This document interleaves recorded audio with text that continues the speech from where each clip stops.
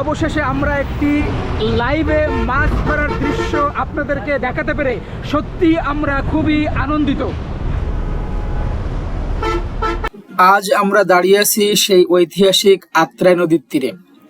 হাজার হাজার বছর আগে মহাভারতে লেখা ছিল সেই নদীর নাম হলো আত্রাই নদী।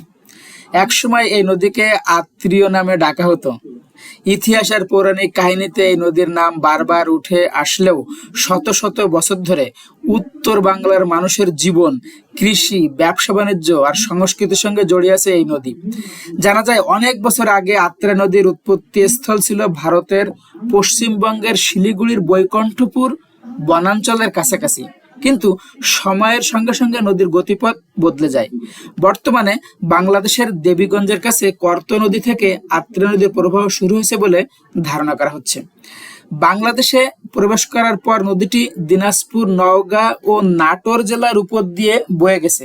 এরপর এটি চলন বিল অতিক্রম করে শেষ পর্যন্ত পাবনার বাঘাবাড়ির কাছে হুরাসাগর নদীর সঙ্গে মিলিত হয়ে যমুনা নদী থেকে মিশেছে।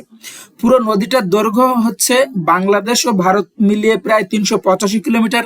কিন্তু আত্রাই নদী শুধু ইতিহাসের জন্য বিখ্যাত নয়, এটি হাজার হাজার মানুষের জীবিকার উৎস। এই নদীর অববাহিকার প্রায় ৯৫% জমিতে কৃষিকাজ, বিশেষ করে ধানের চাষ হয়। আবার সারা বছরই অসংখ্য জেলে এই নদীতে মাছ ধরে তাদের জীবিকা নির্বাহ করেন। তবে নদী যেমন জীবন দেয়, তেমনি কখনো কখনো পরীক্ষাও নেয়। বর্ষাকালে আত্রাই নদীর পানি অনেক বেড়ে যায়, আশপাশের এলাকায় বন্যা দেখা দেয়, তখন মানুষের দুর্ভোগ কিন্তু অনেক বেড়ে যায়। নদীর সঙ্গে তাদের সম্পর্ক কখনোই শেষ হয় না। এই হলো হাজার বছরের ইতিহাসে বয়ে চলা আত্রাই নদীর গল্প। যে নদী শুধু পানি বহন করে না, বহন করে উত্তর বাংলার ইতিহাস, ঐতিহ্য আর লাখো মানুষের জীবনের গল্প। বিভিন্ন প্রকার মাছ ভাই, আর বোয়াল, রুই, মির্গে, একটা যা মাছ আছে সব আছে। তো এখান থেকে যে বড়শি ফেলানো হচ্ছে, এখান থেকে মাছ উঠতেছে, বড় বড় মাছ। হ্যাঁ উঠতেছে, দেখলে এলে মাছ উঠতেছে।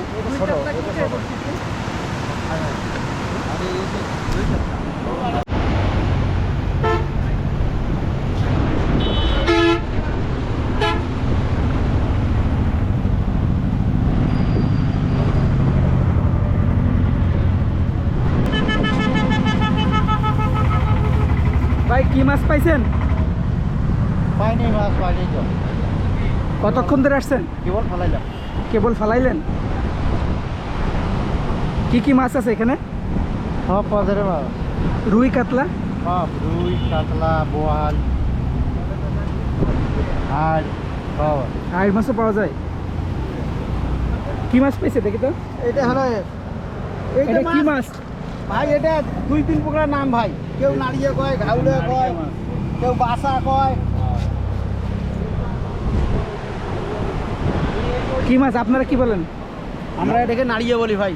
আরে বলে, এই পানি কোথা থেকে আসছে, কিভাবে আসছে বলেন তো? এটা পানি তো ভাই হারা জানি যে এটা পানি আইসে তোমার থাকি এই হিমালয়ের পাহাড়ে থাকি। এই পানি, এই নদীর ঝর্ণা। বলেন কি এটা ইন্ডিয়া থেকে আসতেছে? হ্যাঁ হ্যাঁ হ্যাঁ, ইন্ডিয়া থেকে কি ইন্ডিয়া যাবে? ইন্ডিয়া থেকে ইন্ডিয়া যাচ্ছে? হ্যাঁ।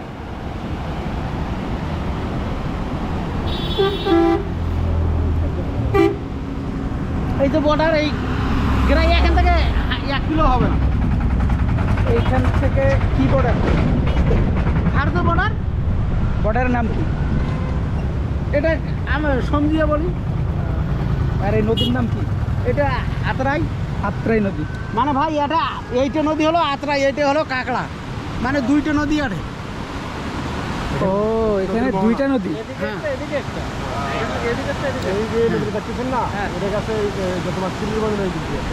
আবার এই নদী ফিরে এক জায়গা হয়ে যায়, ভুসি দেয়, ভুসি হাত দাও উজানে যায়, দুটাই আবার এক জায়গায়। এই বাম পাশেটা আত্রাই নদী, হ্যাঁ হ্যাঁ হ্যাঁ। আর ডান পাশেটা কাকড়া নদী। কাকড়া নদী। তো এই পানি কতদিন ধরে এরকম আসবে? মনে নয় আমার। বাইরে কত সালে হয়েছে তৈরিটা রাবার ড্রাম?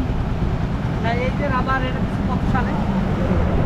এটা প্রায় 5 সালে কাজ শুরু হল, কি 6 সালে হলো এরকমই। 2006 সালে? হ্যাঁ হ্যাঁ, 5 কি 6 এরকম হয় ভাই। তবে এই জিনিসটা দেওয়াতে, এই জিনিসটা মানে উঁচু করে বানা হয়েছে ভাই। এই জিনিসটা উঁচু করে বানাতে এই ধারিগুলো থাকে না, ভাঙি ভাঙি যাচ্ছে। এই রাবার কাজ ওইভাবে টেম্পার না দিলে কাজটা ক্লিয়ার হবে। কাজগুলো তো ক্লিয়ার করতে পারবে না। অন্য অন্য জায়গা রাবার আছে দিছে, আর এইটা রাবার করে দিছে আমাদের উঁচা। অন্য অন্য জায়গায় হাইট দিয়ে তোরা বোকা, এটা যদি বালুর সাথে করলিয়ে পানিটা আরো স্পিড হলিয়ে এই ধারিগুলো ভাঙিলে, এগুলো ধারি তো প্রতি বছরে লাখ লাখ টাকা বাজেট দিব, তাও থাকে না ভাই। এটা তো আবার সংস্কার করা হয়। হ্যাঁ, সংস্কার করা হয়, যে ভাঙি এইটা এইবারে সংস্কার করলো, এটা আর এক বছর নাই যদি এটা ঘুরে আবার ভাঙি দেওয়া ধরে দেখো। তারপরে বিশেষ করে এই জিনিসটা উঁচু করিয়া উজেন পেকে আর মাছ যায় না, উজেন পেকে লোক মাছ পায় না, বিরাট আর কাউচাল। যারা মাছ মারি জীবনযাপন করে ওরা আর মাছ পায় না।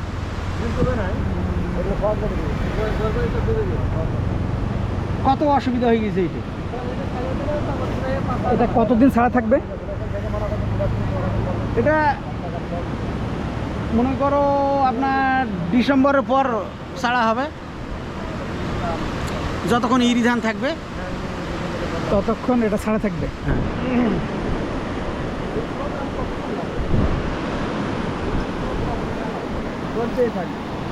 এখানে কি কি মাছ আছে বলেন তো? এই, মাছ পাইছে? এখানে তো বিভিন্ন প্রকার মাছ ভাই, আর বোয়াল রুই মির্গে একটা তো যা মাছ আছে সব আছে।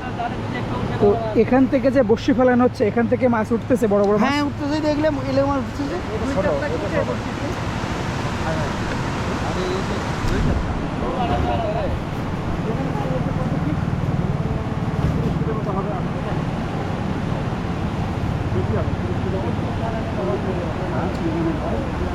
আমরা দেখি যে এই জালে মাছ পড়ে কিনা। জালটা তো লাগিয়ে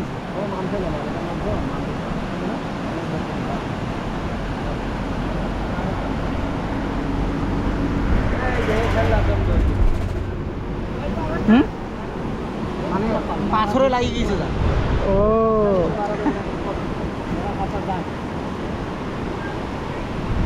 নদীর মাছ তো ভাই সবসময় চলে ভাই, ওই ধারি দিয়ে যায় হাঁটবে, ভাগ্য কর্মে লাগিয়ে গেল।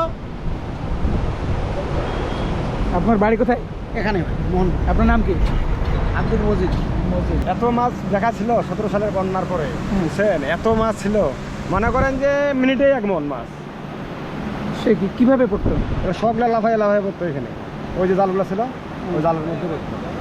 কি মাছ ছিল?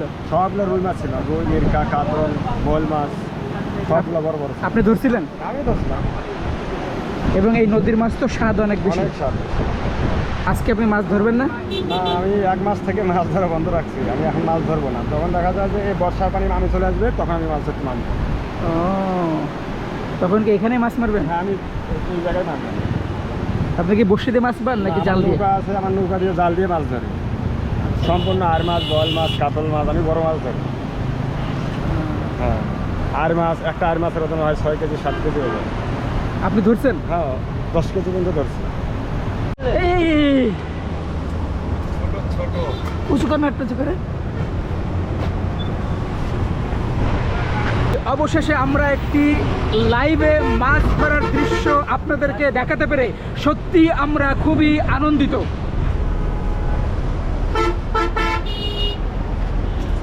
আপনি মাছটা ছাড়ান, আমরা দেখি কিভাবে আপনারা মাছটা ছাড়াচ্ছেন।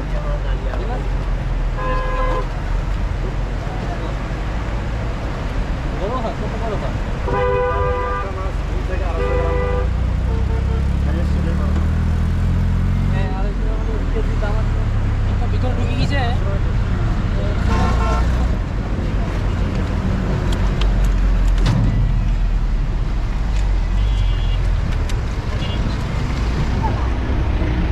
কোথা থেকে আসছেন আপনারা? আমরা আসি দিনাজপুর থেকে। এই শুধু পানির সৌন্দর্য দেখতে হ্যাঁ, সুন্দর করে দেখা করে আসি। প্রতিবার আপনারা আসেন? আসি এখানে আসি।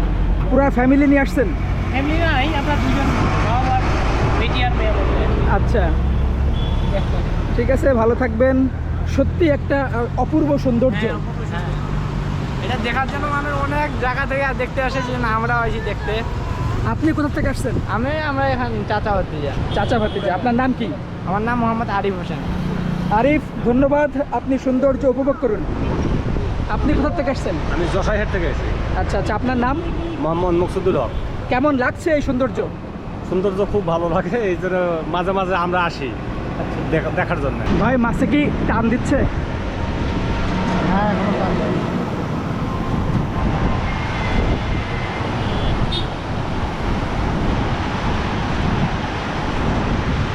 আজকে কোনো মাছ পাইছেন? পাইছি, বিক্রি করছি। কি মাছ পাইছেন? দাঁড়িয়ে মাছ পাইছি। কতগুলা? 600 গ্রাম। একটা? না, কয়টা? 500টা। কত টাকা বিক্রি করলেন? 400। এই সব বড়শি দিয়ে ধরছেন? সবচেয়ে বড় মাছ কত কেজি পর্যন্ত হয় এখানে?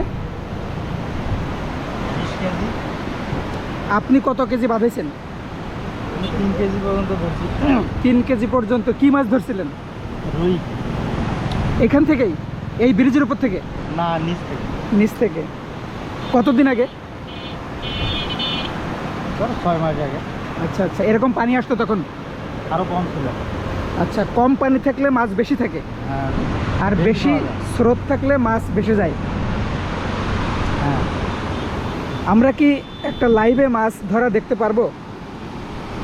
দেখা যাক কি হয়।